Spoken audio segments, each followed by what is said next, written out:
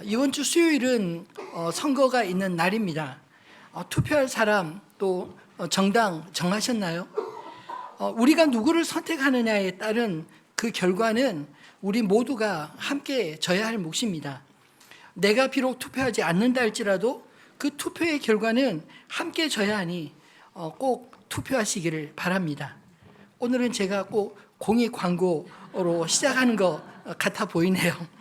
근데 사실 오늘 우리가 읽은 본문과 맞닿아 있는 내용이기에 우리의 선택에 대한 말씀을 먼저 드렸습니다.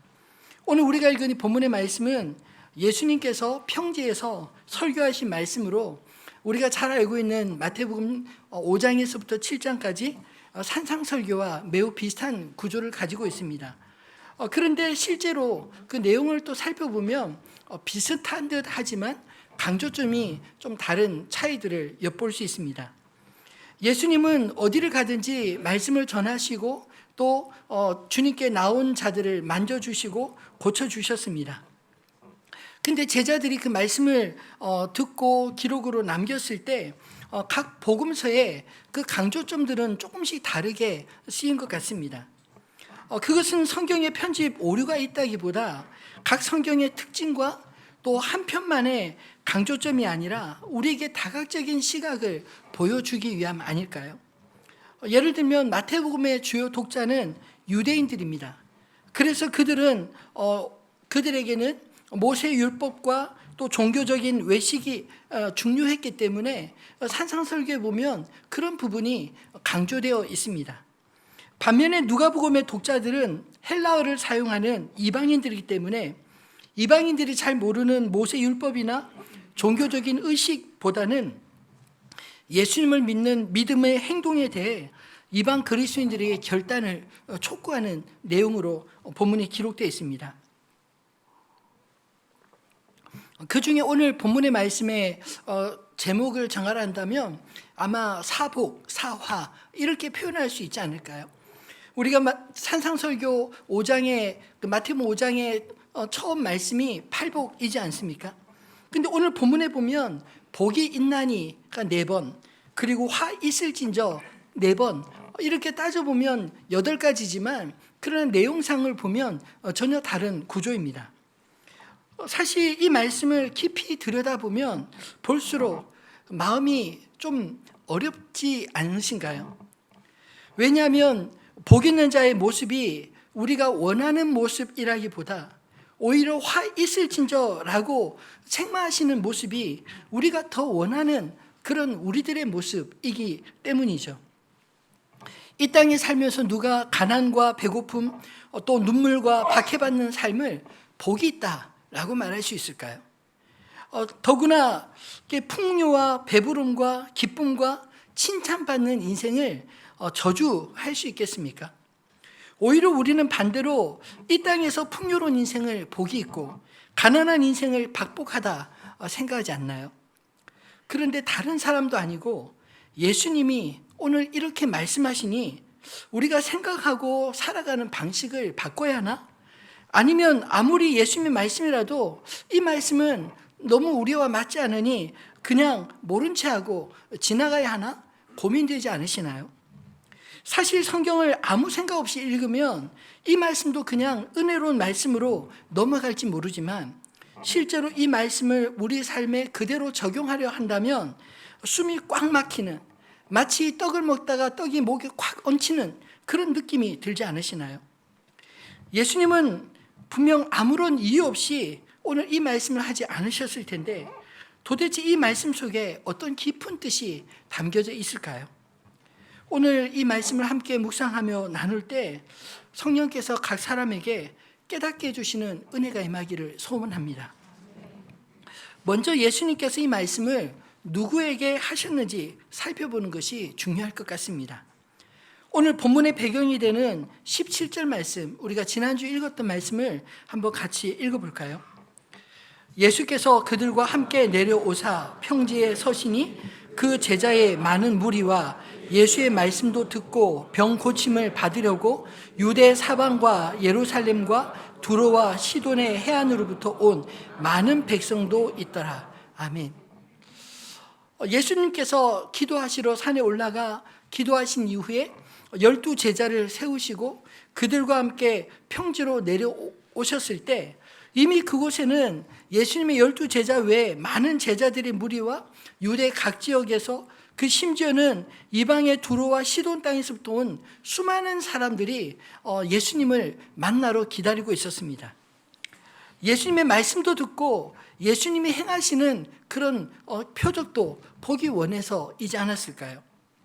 예수님은 제자들뿐 아니라 그 자리에 모인 모든 사람들이 들을 수 있도록 하나님 나라의 복음을 전하고 계신 것입니다. 이 말씀을 들었던 사람들, 예수님을 둘러싼 두 종류의 부류가 있었는데 하나는 제자의 공동체요, 또 하나는 그저 주님을 보러 나온 무리들이라 할 수 있지 않을까요? 예수님은 이 물과 기름처럼 어쩌면 서로 다른 종류의 사람들에게 오늘 이 말씀을 똑같이 들려주셨습니다. 하나님의 말씀을 들을 때 우리 모두에게 두 가지 선택의 길이 주어진다는 것입니다. 말씀을 따라 제자의 길, 오늘 본문의 표현을 의할 것 같으면 선지자의 길로 갈 것인지, 아니면 나를 둘러싼 무리들의 소리를 따라 무리들의 길, 거짓 선지자의 길을 갈 것인지, 어쩌면 우리 앞에 그런 선택들이 날마다 있지 않을까요? 두 가지 길 중 먼저 제자의 길에 그 속에서도 또 어떤 선택들이 있는지 말씀을 함께 살펴보도록 하겠습니다.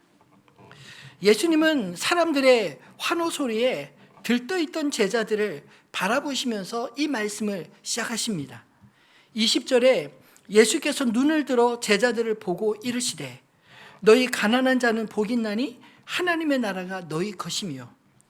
아마도 이 말씀을 하실 때 제자들은 예수님을 따르는 것에 이미 마음이 들떠 있지 않았을까요? 사람들이 예수님을 만나기 위해 온 유다와 심지어 이방의 땅 두로와 시돈까지 수많은 사람들이 병자뿐만 아니라 표적을 보고 예수님 말씀을 들으려 그렇게 수많은 사람들이 모여온 것입니다. 어쩌면 제자들 입장에서 이제 예수님을 따르면 예수님이 있는 곳에 성공이 있고 출세가 보장됐다, 이런 느낌을 받지 않았을까요? 그런데 예수님은 그런 제자들에게 오늘 폭탄과 같은 말씀을 들려주었습니다. 예수님을 따르는 제자들 앞에 복과 화의 길이 놓여 있다는 것입니다. 이 사복과 사화는 정확하게 대조를 이루고 있습니다. 가난한 자와 부유한 자, 줄인 자와 배부린 자, 우는 자와 웃는 자, 핍박받는 자와 칭찬받는 자, 그리고 그 끝에 선지자와 거짓 선지자, 이렇게 대조로 왜 설명하셨을까요? 사복은 인자로 말미암아 고난받는 자들이 받을 복이라 말씀하십니다. 22절에 보면 인자로 말미암아 사람들이 너희를 미워하며 멀리하고 욕하고 너희 이름을 악하다여 버릴 때는 너희에게 복이 있도다. 오늘 이 본문을 단지 가난하고 배고프고 우는 자만을 위해서가 아니라 사실은 그 원인이 어디에 있냐면 인자로 말미암아, 예수 그리스도로 말미암아 그런 어려움을 당할 때 오히려 복이 있다라고 말한 것입니다. 단지 이 사복과 사화를 가난한 자는 복이 있고 부자는 화를 입을 것이다, 이렇게 단순하게 해석한다면 참 많은 어려움이 있습니다. 이렇게 경제적인 이유로 해석한다면 어떤 문제가 있을까요? 예를 들면 북한에 사는 사람들은 다 복이 있고 남한에 사는 사람들은 모두가 화를 입을 것이다, 이런 뜻인가요? 왜냐하면 북한과 남한을 상대적으로 비교해 보면 가난하고 키도 크지 않고 북한 사람들이 빼빼 마르지 않습니까? 북한 사람들이 미의 기준이 뭔 줄 아세요? 뚱뚱한 거, 포동포동한 거. 남자들은 좀 풍채가 있는 사람, 김정일 같은 스타일, 이런 사람이 매력 있는 사람이라고 합니다. 근데 한국은 어떤가요? 호리호리하고 날씬하고 오히려 살을 좀 빼야 되는 그런 상황이지 않나요? 단지 이 줄이고 또 배부르고 이런 차원으로만 본다면 이렇게 잘못 해석할 수도 있을 것입니다. 그러나 사실 제자들 앞에 두 갈래 길, 이 선지자의 길과 거짓 선지자의 길을 설명하실 때 사실은 단순한 그런 비교만이 아니라 더 그보다 더 중요한 원인을 이야기하고 있습니다. 이 땅에서 잘 살고 잘 먹고 늘 웃으며 사람들에게 칭찬만 받으려 사람들이 듣고 싶은 그런 말들만 한다면 거짓 선지자의 길을 가게 될 것이다 라는 것입니다. 제자들 입장에서입니다. 그러나 비록 이 땅에서 가난하고 배고프며 예수님 때문에 울고 핍박을 받더라도 하나님 말씀을 전하며 하나님 말씀 위에 살고자 한다면 그런 자들은 선지자의 길을 가고 있는 것이다, 이런 뜻입니다. 그러면 선지자는 어떤 사람들인가요? 하나님께서 전하라고 주신 말씀을 생명을 걸고 전하는 자들이 아닙니까? 실제로 선지자들의 삶을 살펴보면 참 고단했습니다. 엘리야 선지자도 아합 왕의 눈을 피해 떠돌이 생활을 수년간 해야 됐지 않았나요? 예레미야는 하나님의 말씀을 전하느라 왕과 백성들 모두에게 미움을 받고 나중에 하나님의 말씀대로 예루살렘 성이 함락됐을 때 바벨론과 싸웠던 그런 무리들에 의해서 이 예레미야가 잡혀서 그 애굽까지 가고 그 애굽에서 살해를 당하는 그런 최후를 보냈습니다. 참 안타깝지 않나요? 하나님의 말씀을 전하는데 오히려 이런 핍박이 따랐습니다. 배고픔이 따랐고 가난이 따랐고 사람들로부터 외면을 당하는 그런 일들을 선지자들이 수없이 겪었다는 것이죠. 그에 반해서 거짓 선지자들은 어떤 사람인가요?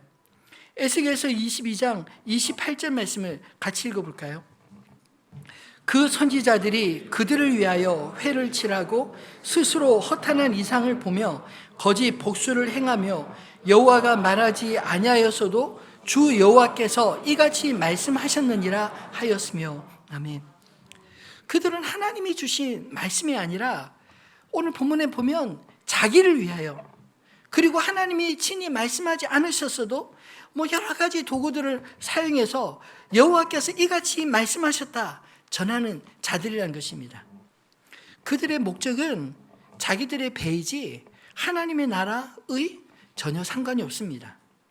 자기에게 유익이 되는지 손해가 되는지 그것만이 고려의 대상일 뿐입니다. 그래서 하나님의 아들 예수의 세력이 자신들을 위협한다 생각해서 신성 모독죄를 뒤집어 씌워 십자가에 못 박아 죽이지 않았나요? 그렇게 해서 거짓 선지자들이 만든 세상을 성경은 어떻게 말하고 있을까요? 에레미야서 23장 14절에 또 이렇게 말씀하십니다. 같이 읽어볼까요? 내가 예루살렘 선지자들 가운데서도 가증한 일을 보았나니 그들은 간음을 행하며 거짓을 말하며 악을 행하는 자의 손을 강하게 하여 사람으로 그 악에서 돌이킴이 없게 하였은즉 그들은 다 내 앞에서 소돔과 다름이 없고 그 주민은 고모라와 다름이 없느니라. 아멘. 참 두려운 말씀이지 않습니까? 거짓 선지자들이 거짓 예언을 쏟아놓으니 거짓말이 그 땅에 판치게 되었다는 것입니다. 악을 행하는 자들의 손이 강하게 되어서 그 악에서 돌이키지 아니하고 그들의 도성이 하나님 앞에 마치 소돔과 고모라처럼 그 백성들처럼 이제는 심판을 받을 수밖에 없는 상황이 되어버리고 말았다는 것입니다. 참으로 기가 막히지 않나요? 예루살렘 성전이 완전히 파괴되고 만 것은 그곳이 더 이상 만민의 기도하는 집이 아니라 강도의 소굴이 되어버렸기 때문입니다. 예수님도 예루살렘 성전에 올라가셔서 맨 먼저 뭘 하셨나요? 장사하는 자들의 상을 뒤엎으시고 채찍으로 그 소와 비둘기와 그런 양들을 내쫓으시면서 뭐라고 말씀하셨습니까? 내 집은 만민이 기도하는 집이라 일컬음을 받으리라 했건만 너희가 강도의 소굴로 만들었도다. 그렇게 책망하지 않나요? 그리고 예수님이 십자가에 달려 죽으신 지 40년 만에 그 땅 예루살렘이 로마에 의해서 파괴되고 그 성전이 완전히 무너지고 말았습니다. 지금 그 성전의 터에는 무엇이 서 있습니까? 여호와를 위한 성전이 아니라 그 마호멧을 위한 그런 회당이 서 있지 않나요? 여러분, 무엇이 선지자와 참 선지자와 거짓 선지자의 차이를 만드는 것일까요? 하나님이 주신 말씀대로 살 것이냐, 아니면 사람들의 여론에 끌려 사람들이 듣기 좋아하는 말을 할 것이냐, 사명을 따라 살 것이냐, 자신의 욕구, 욕망을 쫓아 살 것이냐, 바로 그것이 차이가 아닌가요? 오늘 이 말씀을 예수님이 지금 누구에게 하고 계신지 보아야 합니다. 첫 번째는 이 말씀을 듣는 예수님과 함께 하는 제자들이 하신 말씀입니다. 그들은 이미 예수님과 함께 가난한 자로 집 없이 떠돌며 아무 곳에서나 잠을 자며 그 복음을 전하는 그런 삶을 살았습니다. 그런데 이 말씀을 듣는 무리 중에 불순종했던 조상의 길로 가는 자손들, 즉 선지자들을 핍박하는 그런 무리들도 있었습니다. 즉 말씀을 들을 때 그 말씀 속에 제자의 길을 가든 무리의 길을 가든지 그 말씀을 듣는 모두에게 주님은 너희가 어느 길로 가려느냐 촉구하고 계신 것입니다. 오늘을 살아가는 우리에게도 주님의 제자의 길을 갈 것인지, 아니면 무리의 길로 자신의 욕망을 쫓아 살 것인지 이 말씀 앞에 서 있지 않나요? 그러면 제자의 길은 고난과 고행밖에 없는 것일까요? 사복은 어떻게 보면 현실성이 무척 떨어져 보이지 않습니까? 현대의 예수님 때문에 누가 사복과 사화에 말할 수 있을까요? 이 말씀은 단순히 가난하거나 부유함 자체보다 어떤 의미에서 사람들의 평판, 사람들의 비난을 두려워하고 칭찬에 흔들리며 잘못된 선택, 잘못된 삶을 살아가며 궁극적으로 이 땅의 평안과 안락을 위해서 살아가는 그런 자들을 향한 경고의 말씀이 아닐까요?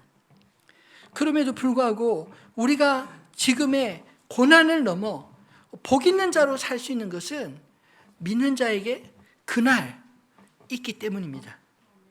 21절, 23절을 보면 이렇게 말씀합니다. 지금 줄인 자는 복이 있나니, 지금 우는 자는 복이 있나니, 그날에 기뻐하고 뛰놀라 하늘에서 너희 상이 큼이라. 지금 당장은 배고프고, 지금 당장은 가난하고, 지금 당장은 참으로 눈에서 눈물이 마르지 않고, 지금 당장은 예수로 말미암아, 믿음으로 말미암아 고난을 당한다 할지라도, 그러나 우리에게는 그날이 있다는 것입니다. 그날이 올 때 기뻐하고 뛰놀라 하늘에서 너희의 상이 큼이라. 에콰도르 아우카족에게 순교를 당한 선교사 짐 엘리엇은 그가 남긴 일기장에 이런 글을 순교하기 바로 직전에 썼다고 합니다. 영원한 것을 얻으려고 영원하지 않는 것을 버리는 것은 결코 바보가 아니다. 영원한 것을 얻기 위해서 영원하지 않는 것 버리는 것, 그것은 사실은 잘못된 선택이 결코 아니라는 것이죠. 여러분, 영원한 영광이, 소망이 보이지 않으면 어떻게 영원하지 않는 것을, 이 목숨을 버릴 수 있겠습니까? 적어도 짐 엘리엇은 영원한 하나님 나라를 그 마음에 소원했고 영의 눈으로 바라보았기에 순교가 두렵지 않게 믿음으로 그 길을 걸어갔던 게 아닐까요? 우리 안에 이런 영혼을 사모하는 믿음의 눈이 띄어지기를 주님의 이름으로 축원합니다. 두 번째로, 무리의 길에는 어떤 선택들이 있을까요? 오늘 본문을 묵상하면서 저는 새롭게 특이한 점을 발견하게 되었습니다. 23절과 26절의 마지막 구조가 아주 닮아 있습니다. 그날에 기뻐하고 뛰놀라 하늘에서 너희 상이 큼이라. 그들의 조상들이 선지자들에게 이와 같이 하였느니라. 26절에도 모든 사람이 너희를 칭찬하면 화가 있도다. 그들의 조상들이 거짓 선지자들에게 이와 같이 하였느니라. 이 말씀 속에 공통 분모가 있죠. 그들의 조상들이 선지자나 혹은 거짓 선지자들에게 이와 같이 하였다라고 말합니다. 그리고 이와 같이에 사복과 사화를 대입해 보면 이런 말씀이 나옵니다. 그들의 조상들이 선지자들을 가난하게 했고 배를 줄이게 했으며 눈물 흘리게 했고 미워하며 멀리하며 욕하고 비난하였느니라. 또 그들의 조상들이 거짓 선지자들을 부요하게 했고 배부르게 했으며 웃게 했고 칭찬하였느니라. 이런 뜻입니다. 이 말씀을까지 내려와 보니까 사실 본문이 시작하는 표면적인 말씀으로 보면 제자들에게만 하는 말씀 같지만, 그러나 사실 제자들에게만 한정된 말씀이 아니라 그들의 조상들, 즉 유대인들의 자손들에게 주시는 그런 경고의 메시지 아닌가요? 결국은 그들의 조상들이 선지자들의 씨를 말렸고 거짓 선지자들을 양산하였다라는 말씀입니다. 그 결과 어떻게 됐나요? 그들의 조상들은 하나님의 심판을 피하지 못하고 결국은 북이스라엘은 아수르에게 망하고 잡혀서 종으로 팔려갔으며 남유다는 바벨론에 의해서 망하고 백성들이 포로로 뿔뿔이 다 흩어지고 말았지 않았나요? 그런데 그런 일들을, 그런 행사를 오늘 예수님 시대에 똑같이 이루어지고 있다라는 것을 주님은 말씀하고 경고하고 있는 것입니다. 이 말씀을 왜 제자들에게, 그것도 예수님을 따르는 수많은 무리들에게 말씀하고 있나요? 두 가지 이유가 있습니다. 제자들에게는 너희가 선지자의 길로 가며 너희의 사명을 잊지 말라 말씀하시며, 무리들에게는 눈에 보이는 현상에 속지 말고 거짓 선지자들의 길로 따라가지 말라, 이런 말씀을 하기 위함 아닐까요? 그렇다면 무리에는 어떤 특징이 있습니까? 무리들은 여론, 즉 사람들의 말, 사람들의 다수의 의견에 굉장히 취약합니다. 자신의 주관보다도 현상과 욕구 혹은 자신의 욕구 불만에 무리의 길로 갈 때 있지 않나요? 무리는 쉽게 이리저리 움직입니다. 하나님의 말씀보다 오히려 군중들의 힘에 따라가는 그런 특징이 무리 속에 있지 않나요? 무리로 따를 때 좋아서 따르기도 하지만 때로는 무서워서도 그 무리에서 벗어나지 못하고 따라갈 때가 있습니다. 왜냐하면 그 무리에서 벗어나면 마치 왕따가 되고 그리고 또 사람들에게 미움을 받을까, 그게 두려워서 자신의 양심이나 또는 하나님 말씀으로 자신의 길을 가기보다 그저 무리에서 벗어나지 않는 것이 최선이라 그렇게 따라가지 않나요?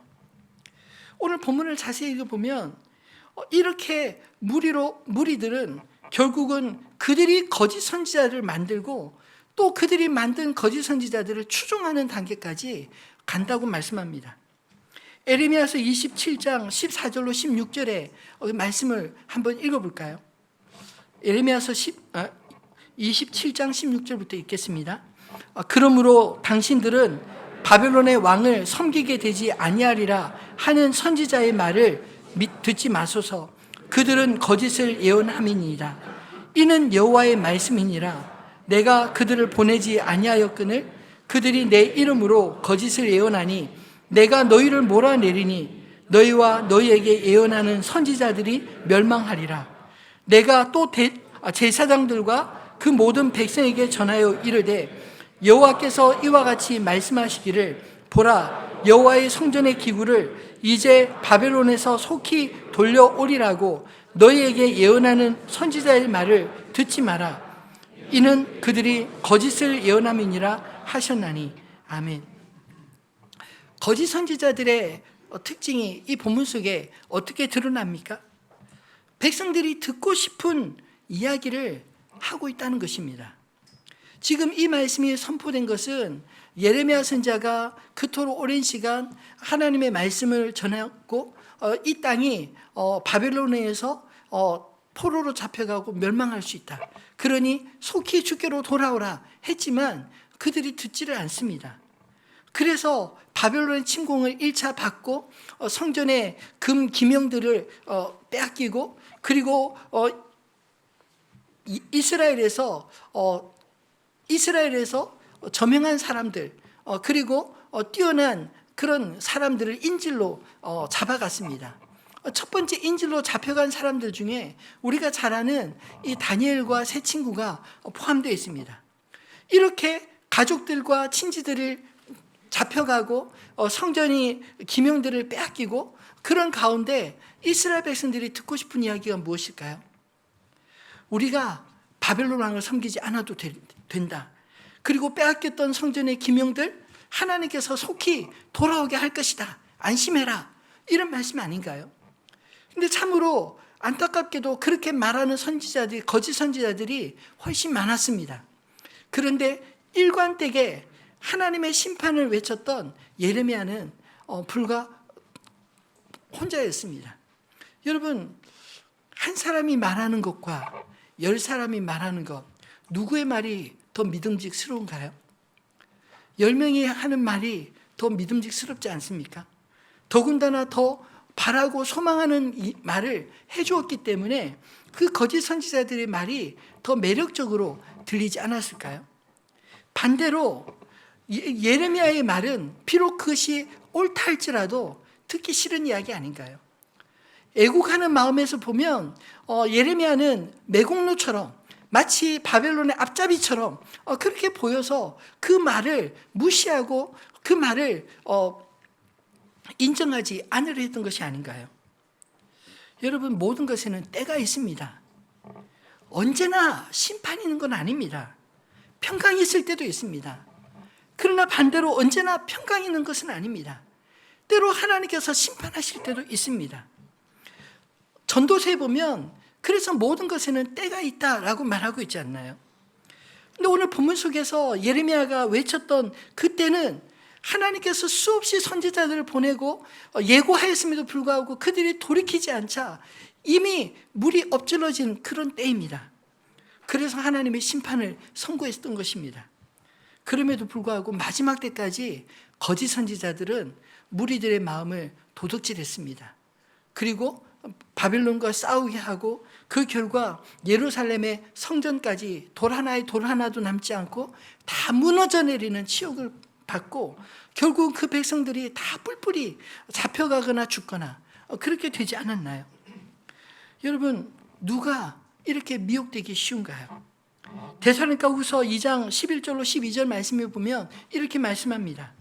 이러므로 하나님이 미혹의 역사를 그들에게 보내사 거짓 것을 믿게 하심은 진리를 믿지 않고 불의를 좋아하는 모든 자들로 하여금 심판을 받게 하려 함이라.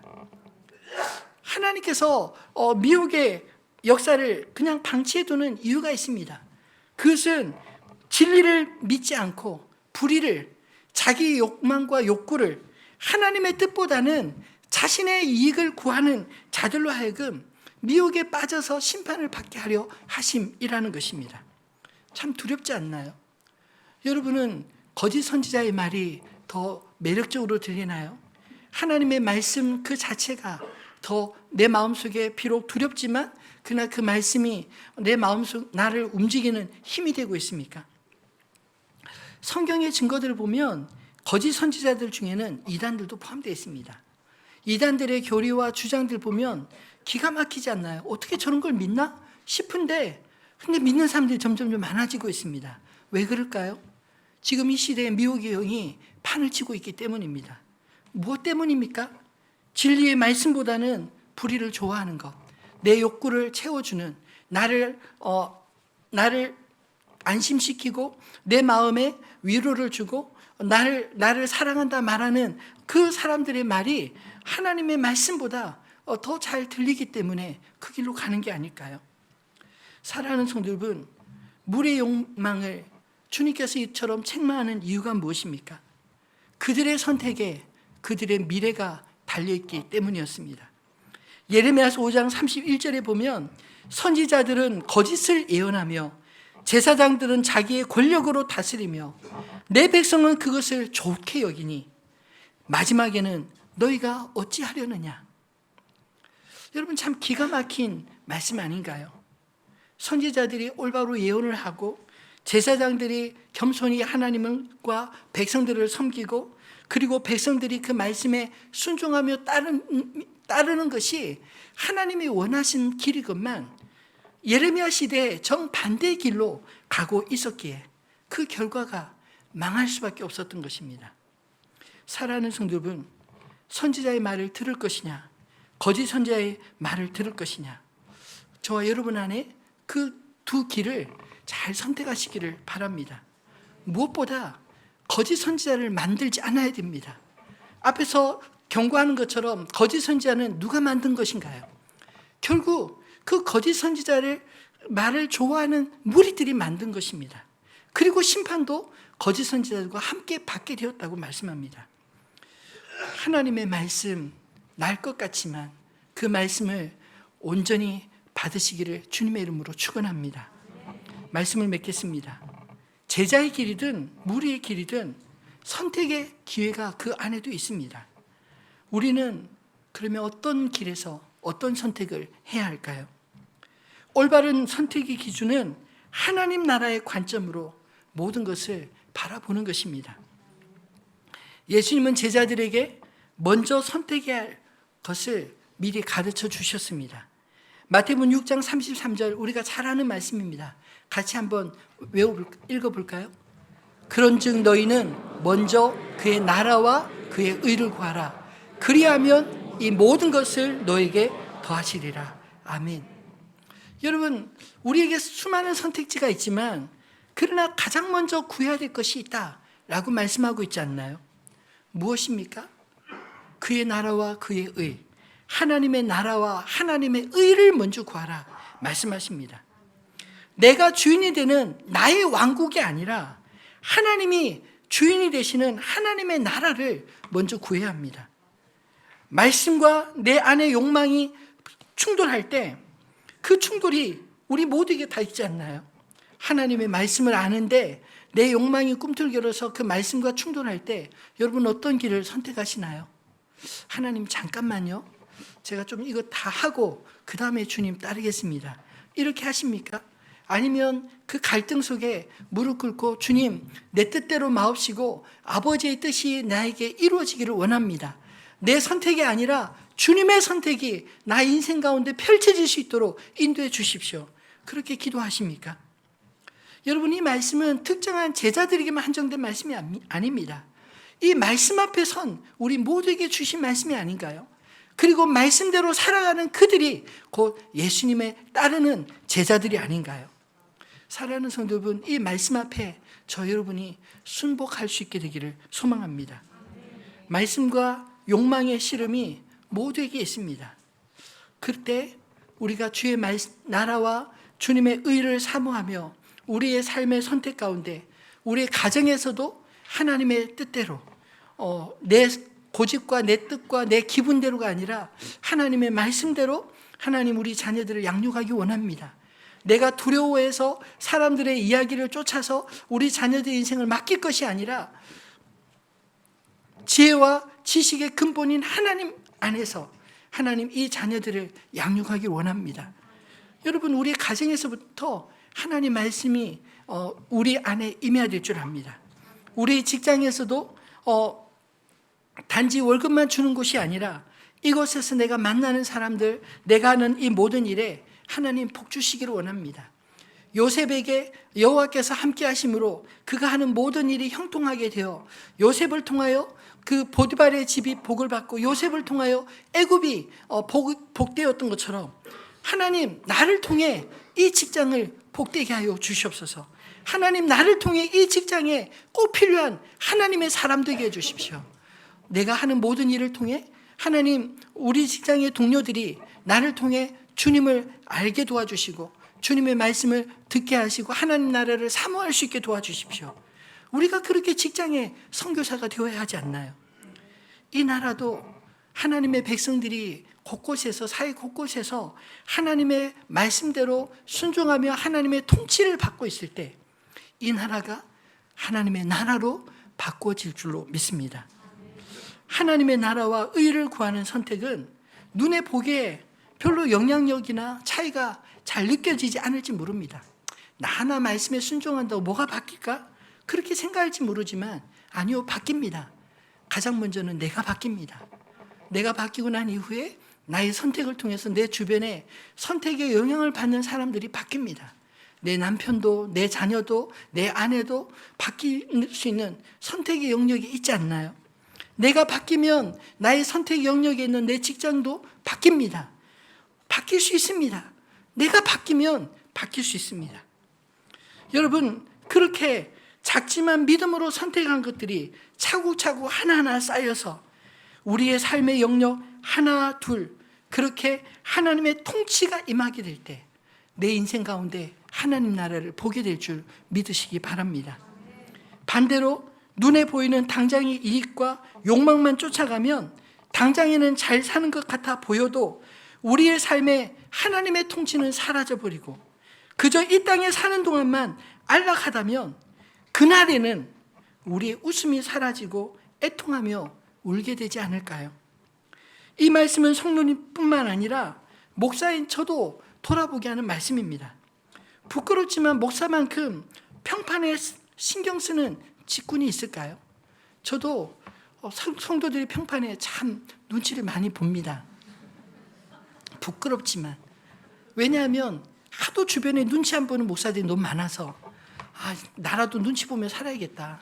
하나님 눈치 보고 성도 눈치 안 보면 어떡하나 이런 생각이 들어서 그렇게 살 때가 많습니다. 저의 부드러운 성품이 강점인 줄만 알았는데 오늘 말씀을 비춰보니 오히려 모든 사람이 칭찬하면 화가 있도다 하는 말씀이 가슴이 철렁 내리는 것 같습니다. 좋은 말로 하면 평화주의자지만 나쁜 말로 하면 얼마든지 기회주의자가 될 수 있다는 그런 말씀이 아닌가요? 모두와 잘 지내려다 하나님을 우선순위에서 밀어내는 실수를 범하지 않기를 소망합니다. 말씀을 준비하면서 청년 때 즐겨 불렀던 송명희 시인의 나라는 찬양이 떠올랐습니다. 평생 뇌성마비 장애를 안고 살면서 주님을 만나기 전에는 자신의 출생을 저주했지만 골방에서 외로움 가운데 주님을 만나고 난 이후에는 주님을 노래한 그 한 편 한 편의 시들이 얼마나 아름다운지, 전능하신 하나님을 만나고 나니 남들이 가진 재물, 남이 가진 지식, 남에게 있는 건강 이제 부럽지 않았습니다. 왜냐하면 자신에게는 남에게 없는 것이 있고 남이 보지 못하는 것을 보았고 남이 모르는 것을 깨달았기 때문에 하나님이 공평하시다 그렇게 노래하고 있지 않나요? 하나님 안에서 우리의 눈과 마음과 생각이 변화를 받을 수 있기를 소망합니다. 그것이 내가 살 길이요, 우리 가족이 살 길이요, 우리 직장과 우리 나라가 살 길이 아니겠습니까? 하나님의 나라는 하나님의 통치가 임하는 곳입니다. 누구를 통해 하나님의 통치가 임할까요? 하나님의 말씀을 순종하며 믿고 순종하는 자들, 그들이 하나님의 통치를 받는 하나님의 나라 백성들이 아니겠습니까? 나 한 사람이 하나님의 통치를 온전히 받으며 살아갈 때 작지만 내 삶의 주변에서부터 하나님의 역사가 나타나는 복 있는 자의 삶이 드러나게 될 줄 믿습니다. 그런 마음으로 함께 송명의 시인의 나, 이 가사를 묵상하며 함께 찬양하겠습니다.